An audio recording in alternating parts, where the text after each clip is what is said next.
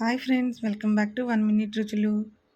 ఈరోజు hotel style paneer butter masala ఇంట్లోనే చాలా సింపుల్గా ఎలా తయారు చేయాలో చూద్దాం.